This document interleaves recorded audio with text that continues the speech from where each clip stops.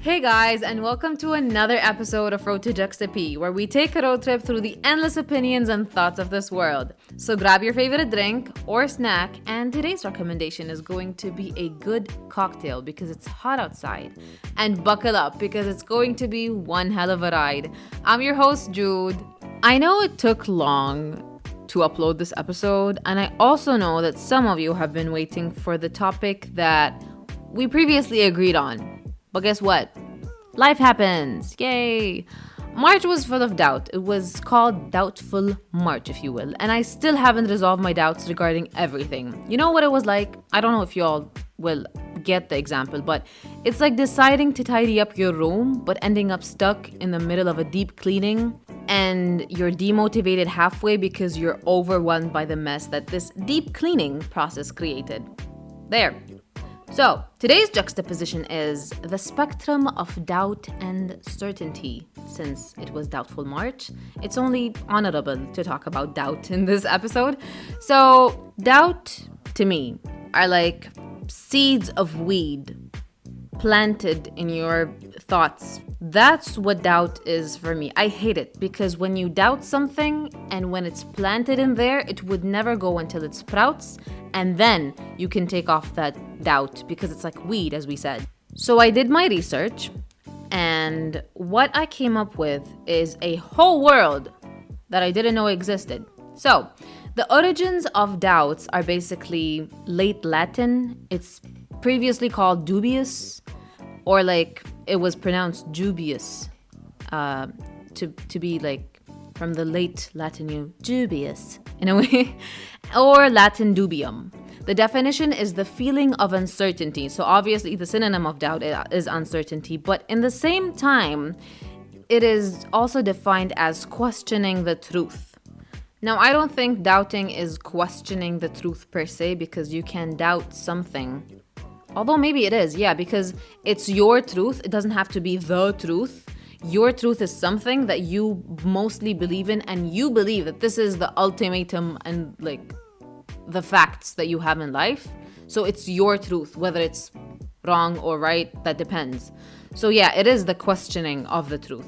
Now, I searched up how doubt is different in philosophy and psychology.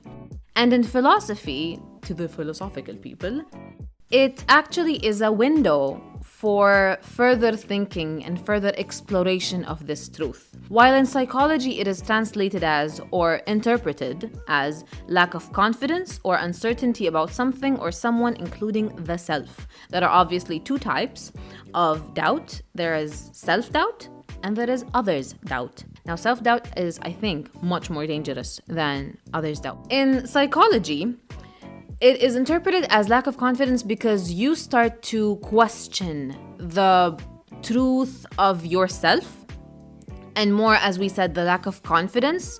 So if you start to doubt yourself, you're gonna have no confidence, and you're gonna have this weak character that we say if you're not certain of yourself, then you cannot show the people that you're certain of yourself, and thus you look weak.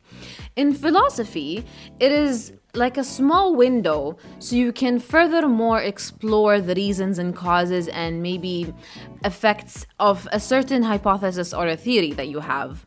The reasonable levels of doubt is important for human thought and critical thinking.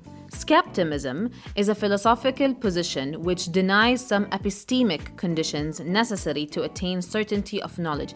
Epistemic is basically something relating to knowledge and relating to its level of validation, according to Merriam-Webster's dictionary.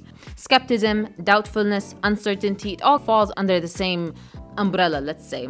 So, before we continue into the research that I did, because it's very interesting on how the relationship between doubt, certainty, faith, even, they all are interconnected with each other. The reason why I started doubting myself is not because I'm doubting myself as a who's Jude, although there was some kind of 2 seconds. It was like, wait, hold up, who am I? You know? There are going to be moments where you're gonna ask yourself, wait, who am I? And you're just gonna stop for like a couple of seconds to acknowledge and understand and just absorb, maybe embrace who you are. And It happened to me multiple times, which is more than I want, because when you doubt yourself, you start to overthink. And I'm not gonna label myself as an overthinker, because labeling yourself as an overthinker means you're gonna be an overthinker for the rest of your life, and that's not what I want. Anyways, so as a person who thinks a lot, yeah, that's the way to put it, I didn't want to go deeper into that, because it's like giving doubt what it wants, for you to further explore this seed of doubt, for you to further dive into what ifs. And if I dive deeper, I'd go mad and insane, and I don't want that, because uncertainty is just, and the ambiguity obviously are just scary things that I just don't want to dive into, you know? When I started this month, listen, March was amazing until day 2, and then it didn't. It was basically my birthday on the 18th, and I turned 21. And listen, when you turn 21, I don't know, it just hits you like the middle crisis. I'm 21. It's not even a midlife crisis, but still, I got it. Midlife crisis on the age of 21. I should put that in my records. Yeah, so I started to say, wait, I'm gonna graduate in June. I still didn't find a job, an internship, any way to bring money to this household, even though I don't need money to this household. I need to just find a job to myself, because I don't want to just sit at home and do nothing and be unemployed. There's nothing wrong with being unemployed, I think. It's just I cannot sit free for hours and hours and hours with no purpose, and I want to find my purpose. And it's hard, because you don't want to start an entrepreneur because you're not, experienced.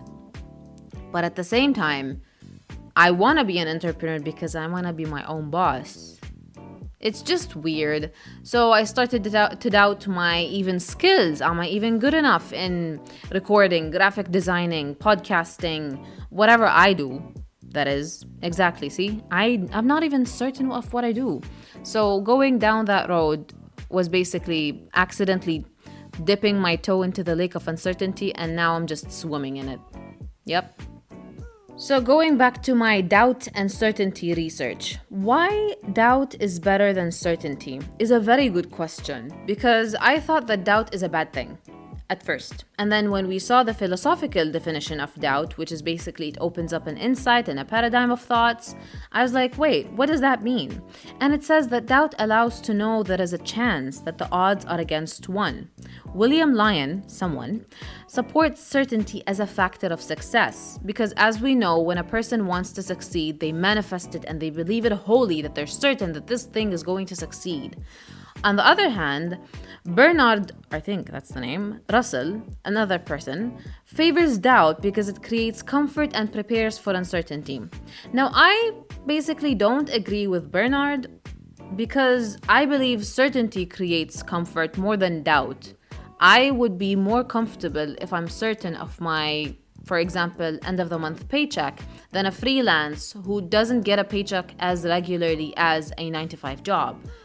This is the certainty and kind of uncertainty and doubtfulness that comes in the job or workforce, But to him, he favors the doubt because it creates comfort and prepares for uncertainty. Now, doubt, yes, does prepares for uncertainty, but favors doubt because it creates comfort is maybe depending on the field, because obviously when you doubt something and you give it less hope and less expectations, it obviously gives you comfort that when it doesn't happen, you're just, I doubted it, so it didn't happen, and it's fine. But when you are certain of something that's gonna happen, but then it suddenly doesn't happen, this creates a whole avalanche of disappointment. So I get where he comes from, I guess.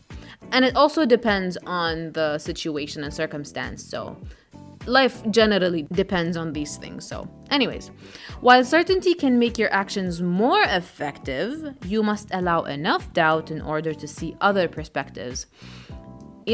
My mother always told me this sentence in Arabic, احفظ خط الرجعة, memorize the way back. If you want to go all into something, always plan an exit. Never go into something fully without having an exit plan. And thus it's called بالعربي احفظي خط الرجعة. And also doubt is an inevitable constituent of human thought and belief system, but only when it's combined with a certain level of certainty. Now, at the beginning of this episode, I was thinking that doubt and certainty are on a very opposite spectrums of each other. Doubt can be on the left and certainty can be on the right, and we're just playing in this balance between the two. But I realized that even if you stand in the middle, that's not the optimum part between doubt and certainty. Because if you stand in the middle, then the answer is, I don't know. Do you like this? You're doubting it. You're not certain of it. So you're not like fully doubting it and you're not fully certain of it. So the answer is, I don't know. You simply have no answer in the middle. But if you stand at a certain ratio between the doubtfulness and certainty, you would get your optimum result. I came across the relationship between doubt and faith. Now, as a very much faithful person, I believe that I am. I hope I am, as much as I want to. I do not feel like I can doubt my faith. Now, this comes in the part where whatever I know about my religion, it is what it is about my religion. I cannot doubt why, where, and when. But then I saw a post the other day where it says, it's fine to doubt your faith because there you can further explore and find the reasoning of whatever you have doubts about, and thus this would either do two things. It would either strengthen your faith and belief, or it would send you into another spiral of questions. And again, it would either do two things. It would either strengthen your faith and belief or send you in another spiral.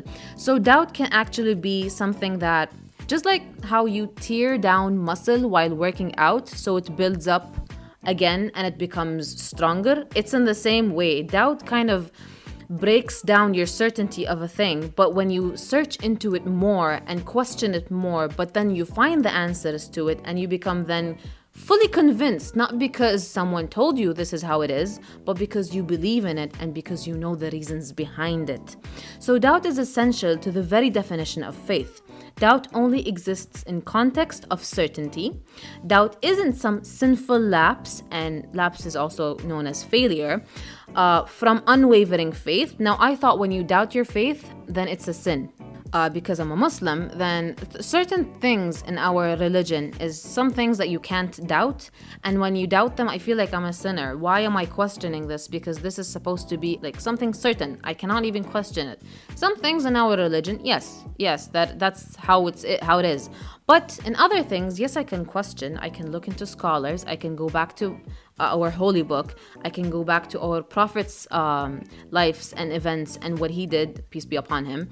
And I can research it again and find the answers and be convinced again with that doubt and be certain of it. And now I fully believe in it because I'm certain and because I found the answer behind my own research. And it says again, doubt isn't some sinful lapse from unwavering faith. It's actually built into it. A proposition or a theory you couldn't doubt wouldn't be a matter of faith. This is Terry Francis Eagleton. He's an English literary theorist. And he says, lastly, that doubt is an element of faith, which is very nice, actually. Because as we said before, that we thought that doubt is some kind of like a bulldozer to our faith and beliefs. But it actually, if you rebuilt it, it would become stronger than it was before. I stumbled upon the question of why do we doubt? And I thought about it for a second. I didn't find an answer because I was doubting the question itself. And the answer was, it's often because we don't want to make any room for mistakes. However, mistakes are also how we learn and grow. In a way, everything that we think is wrong, mistakes, sins, doubtfulness of something certain such as faith or beliefs or facts, when you question these things, when you go through the opposites, when you start to doubt them, they become stronger with these mistakes. They become stronger when you doubt something. It becomes stronger when you question it. If you go through the right research and you find the answers because you're now convinced. And when we go through the mistakes of something that we didn't want to go through, for example, you had an exam. I had many exams in my life, obviously. And every time I went through an exam and maybe didn't get the full mark or the grade that I wanted, my mom would say, okay, now look at these questions, look at the right answers, and now you know that you're not gonna make the same mistake again. Why? Because you went through that mistake and you're not gonna forget it. Usually when you get a full mark, you would not go through the questions again and see where you did wrong and where you did right. But if you did a mistake, you would go through your paper and be like, oh, this is where I did my mistake, and this is something that I'm not gonna forget again, and thus you're not gonna go through the same mistake. If you are a proper person who doesn't repeat their mistakes. I'm a person who's often known to repeat my mistakes, but now, alhamdulillah, I have learned from them. Mostly, not everything. Anyways, how can we reduce doubt? Is something that I wanted to know, is like, how do we reduce stress? Because doubt creates stress and overthinking, and it's a spiral that goes down. So it says, practice being kind to yourself no matter the outcome. I don't know why, but it's natural in humans that we, for some reason, reject our emotions. Whether we feel sad, whether we feel depressed, doubtful, or just simply we don't want to feel that emotion. We just reject it as a whole. We say, no, I'm fine, I'm not feeling that or this. No, I'm fine, I'm not depressed. No, I'm fine, I'm pretty sure that this person, for example, loves me and I'm not doubting them. This level of rejection that you give to your emotions prevents you from living them fully, so you can go past it and move on. And when you elongate this level of rejection, it's longer and it takes longer for you to reach the level where you accept them, live them, and then move on. So when we say that we have to practice being kind to ourselves no matter the outcome, I did give myself a whole month to live my doubts, and I did try as much as possible to understand where these thoughts are coming from, because I'm still young and I don't know what I'm gonna do with my life. And it's understandable why I would go through the doubts and why I would, maybe my brain suddenly just like haywires and be like, oh my God, we're graduating, we don't know what to do. And it suddenly realizes that after this semester, I'm not signing up for another semester, and I'm not going through that same uni routine that I've been doing for the past 4 years. And I think it was particularly triggered from university emails. Thank you, uni, because now it's sending us emails on, you want to register for the summer? This is what you do. You want to register for this fall? This is what you do. And on our main group for our college, everyone is asking for courses, which one is better to take with the best professors and stuff. So I was like, wait, I'm not gonna do that. I'm not doing that for next semester. Even thinking about it now, I'm like, holy shit. So yeah, obviously it created some certain, I know I have lived it before, but I'm living it again because it's still so surreal to me that I'm not doing anything certain for the next half of this year. Because I'm graduating in June, and like June, July, August, September, October, November, and December, I have no plan for these next 6 months, and it's burning my brains out. So I should accept the fact that I'm living this doubt, living this uncertainty that I'm swimming in right now fully, and accept it. Because when you accept these emotions that you don't want to feel, you will fully understand what you're going through and eventually try to find solutions or try to move on from these feelings. Maybe now that I've lived fully in my doubts and understood fully my uncertainty, I would understand where are my weak points. For example, I don't have a plan on what to do after. Maybe I should strengthen this skill so I could be accepted more in other job applications, or I could update my CV, or, when you live through these things, you can find the weak points in your doubts and maybe strengthen them so you would plan better. On the other part of our spectrum is certainty. Now, certainty to me is comfort. When you are certain of something, you can never doubt it, and it's just set in stone, and it's your comfort. It is where you jump back in and you feel the best at.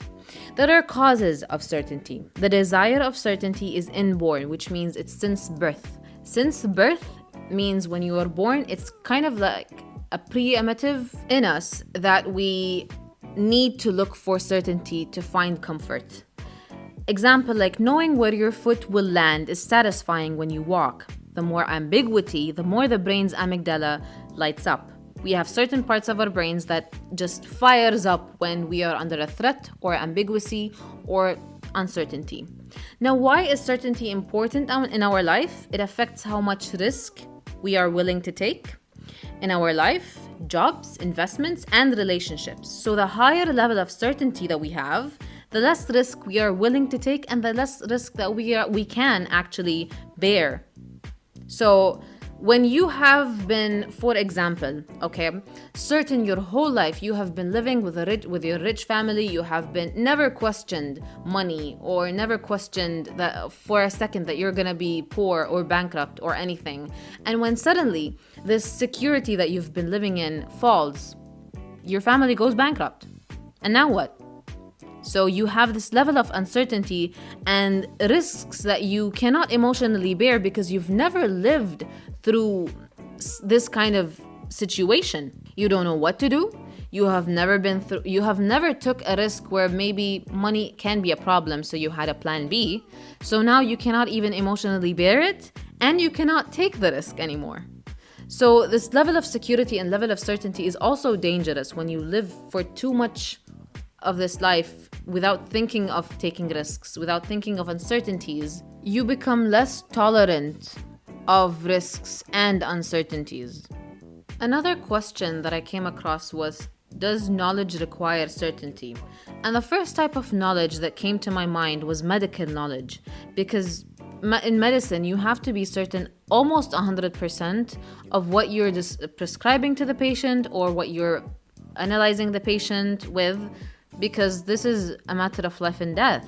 You can't be like, for example, I'm 50% certain that this is a flu, but this also could be cancer. You can't say that to a patient. It's not possible. So you have to be almost, let's say, because there's always a certain percentage that you are not going to be sure of.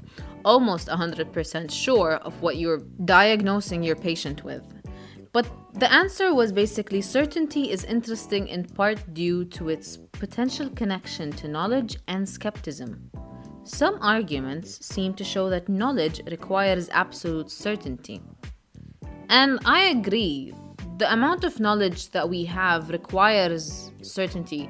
For example, imagine like if Einstein was not certain of his math equations. I'm pretty sure he was mad enough to not be certain of them. But if we took his equations, I think these are the same equations that people are making rockets, and physics is basically built on his knowledge. If we weren't certain, the rockets that we're sending out in space, the people who we're sending out to the moon would die just because we are not certain of this knowledge. I think when it comes to the matter of life and death, knowledge should be 100% certain of. We can't even question it. When you enter that surgery room and you are not certain if this patient, there is always, as I said, a percentage that, for example, this patient could make it or not because this is life. But you are not 100% certain of what you're going to do is another thing. Because you can plan and I can plan and God has his own plans. We don't know, but at least we make or we do with what we have. I don't think any hospital would send in a freshman in medical school to perform a surgery of a heart surgery, for example. You work with what you have. You have surgeons, so put your best surgeons to treat that patient. You did what you could by assigning that doctor to treat that patient, but maybe life happened and God had his other plans and the patient died on the table. That's another story. But you worked with what you have. So certainty should come with knowledge when it comes to life and death situations, in my opinion. I came across a book that's called Risk Savvy, How to Make Good Decisions by Gerd Gigerenzer. He's a German psychologist. And the statement that caught my eye is basically the illusion of certainty. And I was like, we were talking about certainty that it's a factual thing and it's almost so tangible because it's in reality, when you're certain of something, you can touch it. That's how certain you should be of some things. And it's suddenly an illusion. It's like you want to touch a table and it turns into bubbles. Why? How is that? So in his book, he says, if we knew everything about the future with certainty, our lives would be drained of emotion. No surprise and pleasure, no joy or thrill. We knew it all along. The first kiss, the first proposal, the birth of a healthy child would be about as exciting as last year's weather report. If our world ever turned certain, life would be mind-numbingly dull. And honestly, as much as we people would always look for ways to know what the future holds, from fortune tellers, tarot cards, maybe some algorithms, in his book, Gigerenzer argues that the relations between science, algorithms, and chance, such as the uncertain parts of life, are both put in the same level of credibility. People naturally need their security blanket of certainty, and they try to plan ahead of time despite knowing there is a good seam allowance of chance, in other words, life, you know? And I don't know the percentage of people who would answer yes to a question that says, would you want to know the future? I would certainly say it's a 50-50% chance. Half of the people would want to know, half of the other people wouldn't want to know. But the people who want to know, it's kind of hypocritical because you go to, for example, fortune tellers and tarot cards and people who basically will foresee your future and predict your reality and stuff like that, you know? And then you go because you're gonna make fun of it because you know it's just for fun. And then when they tell you something that you're almost sure it can happen in your life, you start questioning it. When they tell you on the day of your turn 49, you're gonna die, you're gonna dismiss that at first, but when the day comes, you become skeptic and you doubt it and you feel like, am I gonna die on the 49th? You know? You think about it properly because you almost believe that there is some sort of truth in that horoscope that she did. Is it a horoscope? I don't even know anymore. And so people would ultimately tell you that, yes, I wanna know the future and what happens. But as Gigerenzer said, it would become mind-numbingly dull. You wouldn't feel the excitement of the surprise, of the unknown, of the ambiguity of not knowing what's gonna happen. And when he said that there is an illusion of certainty, and I read more into what he said in his book, he basically says that in this world, even certainty can be sold. Even certainty, the idea of certainty, can be sold. I was mind blown. Because how can you buy and sell something's not tangible and it's an idea? And it turns out that in this economy, you can sell the idea to the people where you say, for example, with the right technology, you can predict your future. With algorithms, how do you think algorithms work? They almost predict the way that you act. They almost predict your future. They almost, even if it's not the future of what's going to happen, they can predict your actions. And in some way, this is your future. Your actions are your future. Whether you go right instead of left, whether you go straight instead of backwards, this is all the future. It's actions, true, but it's still every action you take is a second invested more into your future. He says, and I quote, "At the same time, a psychological need is not entirely to blame for the illusion of certainty.